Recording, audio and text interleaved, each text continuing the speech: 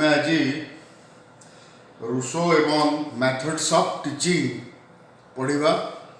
या आगु रूसो का लेसन रे आमे माने concept of education, aims of education, curriculum ये सब डिस्कशन कर सारी एवं आज आमे Rousseau methods of teaching, Rousseau and methods of teaching, the opinion of Rousseau on methods of teaching आज आमे डिस्कशन करवा। So while discussing the methods of teaching, I will advise you to keep the aims of education provided or propounded by Rousseau in mind. Because the methods of teaching and the curriculum एमाने aims of education को fulfill करिबा पाई curriculum accordingly धार्य करा जाए एवं curriculum अनुजाई methods of teaching को मध्य adopt करा जाए। So while discussing the methods of teaching and curriculum, we should always remember the aims of education. Because the curriculum and methods of teaching, they are the tools to achieve the aims of education. So while discussing the methods of teaching, what Rousseau has said, the first method of teaching Rousseau has propounded or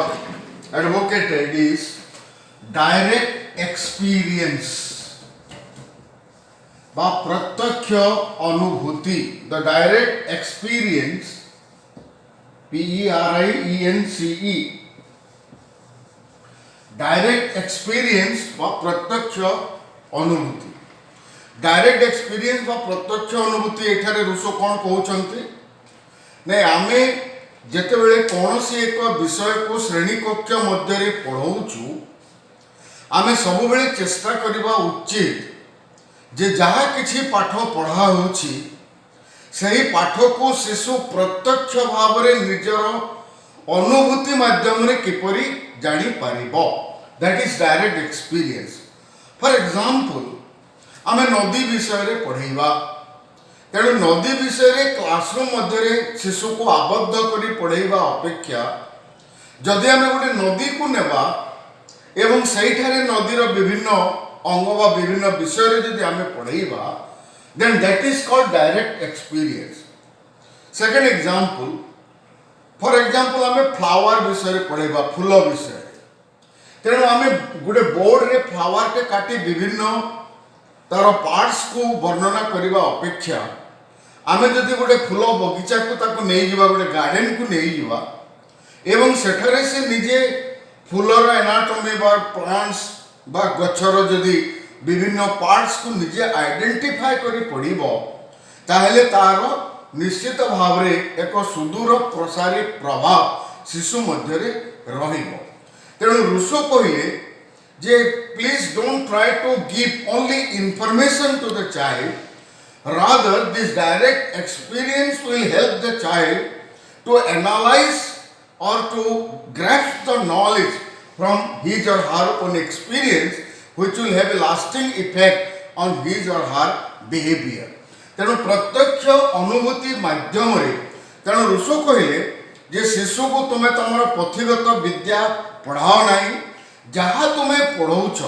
ताको प्रत्यक्ष अनुभूति माध्यम रे देबा पई चेष्टा करो। तेणु से होची द प्रथम होची डायरेक्ट एक्सपीरियंस बा प्रत्यक्ष अनुभूति शिक्षादान प्रणाली। Number 2, learning by doing. कौन लर्निंग बाय डूइंग? कार्य माध्यम रे शिक्षा। Learning by doing. कौन लर्निंग बाय डूइंग? नै what ever theoretical knowledge we give that must have a practical or every the particularly the scientific knowledge. आमे जेतेबेले science पढ़ौछु, for example physics, chemistry, botany, zoology ए सब जेतेबेले आमे पढ़ौछु तार प्रैक्टिकल एंगल टी को हमको गुरुत्व देबा को पड़िबो। जदि से प्रैक्टिकल माध्यम रे तमे एजुकेशन स्टूडेंट तमे लर्निंग बाय डूइंग को भलो भाव रे बुझी परिबो जे तमरा टीचिंग काहे की रखा हेछि, प्रैक्टिकल रे टीचिंग काहे की रखा हेछि। ପ୍ରାକ୍ଟିକାଲ ରେ ତମକୁ ମେଥଡ୍ସ ଅଫ ଟିଚିଂ କ୍ଲାସରୁମ୍ ମଧ୍ୟରେ ପଢ଼େଇବା ଅପେକ୍ଷା ବା କ୍ଲାସରୁମ୍ ଭିତରେ ତମକୁ ଯଦି ମେଥଡ୍ସ ଅଫ ଟିଚିଂ ବାବଦରେ କହି ଦିଆଗଲା ଏବଂ ଯେତେବେଳେ ପର୍ଯ୍ୟନ୍ତ ତୁମେ କ୍ଲାସରୁମ୍ ରେ ତାକୁ ପ୍ରାକ୍ଟିସ କରିନାହ ସେ ସମ୍ପର୍କରେ ତୁମର ଗୋଟେ ସ୍ପଷ୍ଟ ଧାରଣା ଆସିପାରିବ ନାହିଁ। ସେଥିପାଇଁ ଲର୍ଣ୍ଣିଂ ବାଇ ଡୁଇଂ ର ଅର୍ଥ ହେଉଛି ଯେ whatever theoretical knowledge we provide to the student that we should allow them to practice it in their own practical life। ତେଣୁ ଯେଉଁ ଜ୍ଞାନ ଆମେ ସେମାନଙ୍କୁ ପ୍ରଦାନ କରୁ ତାଙ୍କର ନିଜର ଜୀବନରେ ସେମାନେ ତାକୁ ବ୍ୟବହାର ଯଦି କରିବେ ବା ବ୍ୟବହାର କରିବାର ସୁଯୋଗ ଯଦି ପାଇବେ ତାହେଲେ ଥିଓରିଟିକାଲ ନଲେଜ ଆମେ ଯାହା କ୍ଲାସରୁମ୍ ମଧ୍ୟରେ ଦେଉଛୁ ତାର ଏକ ଭଲ ପ୍ରଭାବ ବା ସେମାନେ ଏକ ସ୍ପଷ୍ଟ ଧାରଣା କରିପାରିବେ। ଦ୍ୱିତୀୟ ଏକ୍ଜାମ୍ପଲ ହେଉଛି ଧର ତୁମେ କମ୍ପ୍ୟୁଟର ଏଜୁକେସନ ବାବଦରେ ପଢ଼ାଉଛ ଇନଫର୍ମେସନ ଟେକ୍ନୋଲୋଜି ବାବଦରେ ତୁମେ ପଢ଼ାଉଛ ପିଲାମାନଙ୍କୁ ତମର ଗୋଟେ ଟପିକ୍ ଥିଲା ଇନଫର୍ମେସନ ଟେକ୍ନୋଲୋଜିରେ ଏଥର ତମର କୋର୍ସ କମିଯିବା ଲାଗି ତାକୁ ବାଦ ଦେଇ ଦିଆଯାଇଛି। ଫର ଏକ୍ଜାମ୍ପଲ କମ୍ପ୍ୟୁଟର ବିଷୟରେ ଆମେ ପଢ଼େଇବା କ୍ଲାସରୁମ୍ ଭିତରେ କମ୍ପ୍ୟୁଟର ସମ୍ପର୍କରେ ଯେତେ କହିଲେ ସୁଦ୍ଧା ଯେତେବେଳେ ପର୍ଯ୍ୟନ୍ତ ଶିଶୁମାନେ ନିଜେ କମ୍ପ୍ୟୁଟରକୁ ଚଲେଇ ପାରିବେ ନାହିଁ ବା କମ୍ପ୍ୟୁଟର ସମ୍ପର୍କ ବା କମ୍ପ୍ୟୁଟର ସାଙ୍ଗରେ ତାଙ୍କର ଯଦି କୌଣସି ଡାଇରେକ୍ଟ ଏକ୍ସପିରିଏନ୍ସ ହେବ ନାହିଁ ତାହେଲେ ସେମାନେ ଯେତେ ଥିଓରିଟିକାଲ ନଲେଜ ପାଇଥିଲେ ସୁଦ୍ଧା ଗୋଟେ କମ୍ପ୍ୟୁଟରକୁ ସେମାନେ ଅପରେଟ୍ କରିପାରିବେ ନାହିଁ। ସେଥିପାଇଁ ଲର୍ଣ୍ଣିଂ ବାଇ ଡୁଇଂ ର ଅର୍ଥ ହେଉଛି ଯାହା କିଛି ଥିଓରିଟିକାଲ ନଲେଜ ଆମେ କ୍ଲାସରୁମ୍ ମଧ୍ୟରେ ଶିଶୁମାନଙ୍କୁ ପ୍ରଦାନ କରିବା ତାକୁ ସେମାନେ ନିଜେ ନିଜର ଜୀବନରେ डायरेक्ट एक्सपीरियंस वा अनुभूति माध्यम करने सुजोग प्राप्त हेबे। तेणु लर्निंग बाय डूइंग बा प्रैक्टिकल माध्यम जदि जानीपारे ताहले ताकू समाने स्पष्ट भाव में बुझी पारे that is learning by doing. Number third playway method. Playway method बा क्रीड़ा पद्धति दिस प्लेवे मेथड एडा शिशु मानू को जो माने 0 ରୁ 5 इयर्स अछंती बा 5 ରୁ 12 इयर्स अछंती एमान को पय एडा विशेष भाव रे उपयोगी। कोन प्लेवे मेथड आमे जते बेले शिशु मानू को छोट छोट शिशु मानू को 3 वर्षर 4 वर्षर 5 वर्षर शिशु मानू को आमे चारि कांत मध्य रे बा श्रेणी कक्ष मध्य रे आमे ताको आबद्ध करि देबा एवं 1 2 1 ରୁ 10 पर्यंत पढेबा किए हुए तो कारण शिशु मानकर कंसंट्रेशन स्पान बहुत कम तेणु हुए तो से भय बाहर को जीवे ना पढ़ाई बाध्य हे किंतु तांको आमे मुखस्थ करी पढ़ेबा अपेक्षा प्लेवे मेथड ताको किपरि पढ़ेबा ना प्लेवे मेथड किपरि पढ़ेबा। फॉर एग्जांपल आमे 4टी बा 10टी स्टेप दे दवा 1 2 3 4 5 6 7 8 9 10टी स्टेप एमती लिखिदेबा 1 2 3 4 5 6 7 8 9 10 हैला तांको हम एठी छाड़ी देबा से माने कहबे you move like this 1 to 2 2 ରୁ 3 3 ରୁ 4 4 ରୁ 5 5 ରୁ देन आसी जबा पटे 6 देन 7 देन 8 देन 9 देन 10 ताको पढेबा को पड़िबो प्ले हुए से माने खेलिबे या को किपरि भाव रे आउ थरे किपरि भाव रे यूज करा जिवो एठारे गोटे शिशु को छिड़ा कर दिया जिवो 1 एठारे 2 जन रहिले 2 एठारे 3 जन रहिले 3 एठारे 4 जन रहिले 5 जन रहिले 6 जन 7 जन 8 जन 9 जन 10 जन समान को गणिबे कहबे एटा केते नंबर 1 एथिरे केते जन अछंती 2 एथिरे केते जन अछंती 3 एथिरे केते अछि 4 एथिरे केते 5 एकपरि गणिले बा एकपरि प्लेवे मेथड रे जदि हमें शिशु मानन को पढाइबा ताहेले एजुकेशन टी तांको ऊपर आ बर्डन हो आमे सही पाठ पढाइबा आमे जहा क्लासरूम रे तांको पढाइबा पय चाहूछु ताको पढाइबा किंतु से माने जदि प्लेवे बा क्रीड़ा माध्यम रे तांको आमे जदि पढाइबा ताहेले से मानन को आ पाठटी बर्डन भलिया अनुभव हेबो नहीं बा से माने ताको आओ बोझ भाबिबे नहीं किंतु आमर मानकर कोन होची अनेक समय रे we think that this playway method बा जो शिशु माने खेलवा पई जानती that is wastage of time no कारण they learn many things through this playway method से माने जीवन रो अनेक गुड़िए कथा एक क्रीड़ा माध्यम रे बा खेल माध्यम रे ही आविष्कार करिवारे सक्षम हे थांती तेणु आमे किपरि ताको प्लेवे मेथड रे ताको डिवाइड करिवा बा प्लेवे मेथड रे किपरि ताको आमे ट्रांसलेट करिवा that depends upon the capability of the teacher no doubt it is a time consuming method but once the child learns the lessons through the playway method then there will not be any need to memorize the information or facts जदि थरे से playway method रो ताको से जानिला 1 ରୁ 10 जदि से playway method रे सिखिला ताले से जीवन सारा केबे भूलिबो नाही है तापरे हमें कोन करबा फॉर एग्जांपल 5 हमें माइनस सिखेबा पई चाहू छु 1 + 2 3 + 1 4 + 2 या को हमें प्लेवे मेथड रे किपरि पढेबा तमे जदि गोटे सिनेमा तारे जमीन पर देखिबो you all education student must see 2 movie of Aamir Khan that is Taare Zameen पर एंड 3 इडियट्स ये जहा किछि मेथड्स ऑफ टीचिंग मु तुमको कहूची तारे जमीन पर रे जो प्रोटैगनिस्ट बा आमिर खान जो पाठ पढौची ए मेथड रे ही से पढौची तुमे देखिथिबो ए मेथड रे पढौची डायरेक्ट एक्सपीरियंस रे पढौची लर्निंग बाय डूइंग रे पढौची प्लेवे मेथड रे पढौची जेते बेले से शिशु को से माने बोर्डिंग स्कूल रे छाडू छंती एवं से इंप्रूव करबा पर्यंत जहा किछि मेथोडोलॉजी से फिल्म रे यूज करा हेछि ए मेथड गुडी को यूज करा हेछि तमे जदी देखिबो ताको डीपली जदी देखिबो ए मेथड्स ऑफ टीचिंग से थारे अप्लाई करा जायछि तारे जमीन पर जो सिनेमा अछि तेणु ताको जदि तुम देखिबो ए मेथड्स ऑफ टीचिंग को बहुत भलो भाव रे तुम बुझी पारिबो तेणु ए जो प्लेवे मेथड रे हमें प्लस किपरि सिखैबा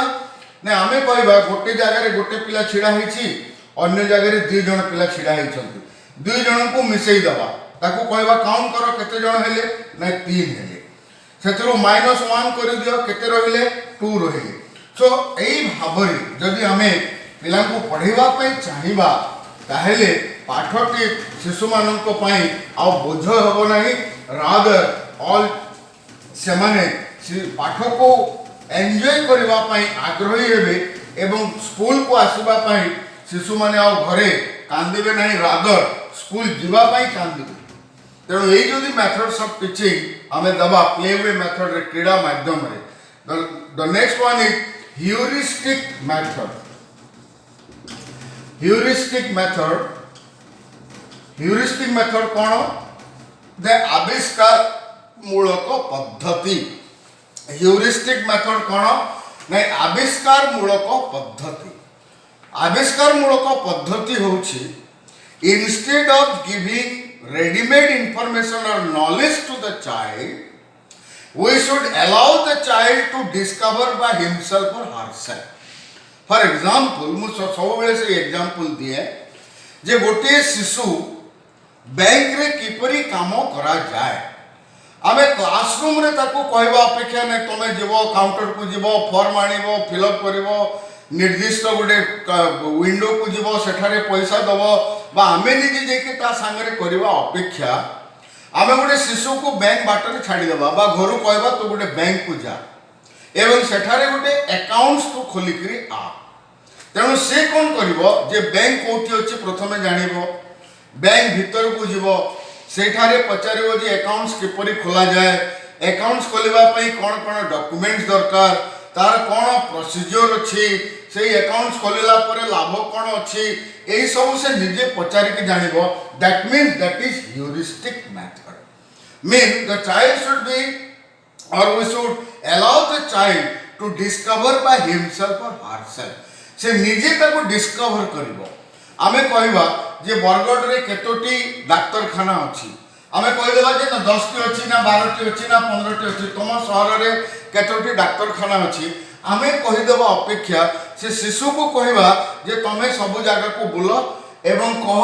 जे प्रकृति रे तम शहर रे केतोटी डाक्टर खाना अछि तम शहर रे केतोटी प्राइमरी स्कूल अछि तुम सहर में केतोटी सेकेंडरी स्कूल अच्छी, केतोटी हायर सेकेंडरी स्कूल अच्छी, तुम सहर लिटरेसी परसेंटेज केते, तेणु से निजे जदि ताको आविष्कार करिवो, डिस्कवर करिवो, ह्यूरिस्टिक मेथड मीन्स आविष्कार मूलक पद्धति, जे आविष्कार करिवो से निजे निजे अनफोल्ड हबो नॉलेज ता भितरे। तेणु आमे रेडीमेड नॉलेज बा कोक्टअप नॉलेज ताको दवा अपेक्षा निजे जदि इन्वॉल्व होइकि ता भितरे आविष्कार करी करी जीव ताले से निश्चित भाव रे ताको जानिबा पई सक्षम हबो, सहज रे जानिबा पई सक्षम हबो। And the last one is excursion, travelling and excursion, भ्रमण एवं travelling and observation, sorry travelling and observation, भ्रमण एवं पर्यवेक्षण, ट्रैवलिंग एंड ऑब्जर्वेशन, बिकॉज भ्रमण एवं पर्यवेक्षण ट्रैवलिंग एंड ऑब्जर्वेशन रो अर्थ होछि फॉर एग्जांपल आमर विदेशागत पक्षी माने को समय रे आसंती ओडिसा को एवं ऑलिव रिडले कइछ जो आसंती अंडा दबा पई केते बेले आसंती, आमे से जागा को जिबा, विदेशागत पक्षी माने केते बेले आसंती से जगह आमे रहिबा एंड विल ऑब्जर्व, आमे निरीक्षण करबा, तांकर बिहेवियर निरीक्षण करबा, केते बेले आसुछंती, तांकर डे टू डे से माने कोन करूछंती, किपरि रहउछंती, all this things that mean travelling gives first hand information or direct experience to the child. कारण आमे भ्रमण न करबा पर्यंत आमे प्रत्यक्ष अनुभूति आहरण करि परिबा नाही ना। हिल स्टेशन रे बहुत ठंडा लागे, आमे केवल घरे रहि करी ताहा अनुभव न करि परिबा नाही जेतेबे पर्यंत आमे हिल स्टेशन को जिबा। हिल स्टेशन रे समानकर जीवन शैली किपरि अछि ताको आमे ऑब्जर्व करबा। तेणु ट्रैवलिंग भ्रमण एवं पर्यवेक्षण, भ्रमण नूतन जगह संपर्क रे अनुभूति देवा पाई सहायक हुए, नूतन ज्ञान प्रदान करे एवं सही जगह रे बा जो नूतन स्थान को आमे जिबा सही स्थान को आमे निरीक्षण करी पुंखानुपुंख ज्ञान आहरण करबा पे चेष्टा करू बा ताहा हमको ज्ञान जोगे देबारे सहायक हुए। तेणु सत्यवादी वन विद्यालय रे ट्रैवलिंग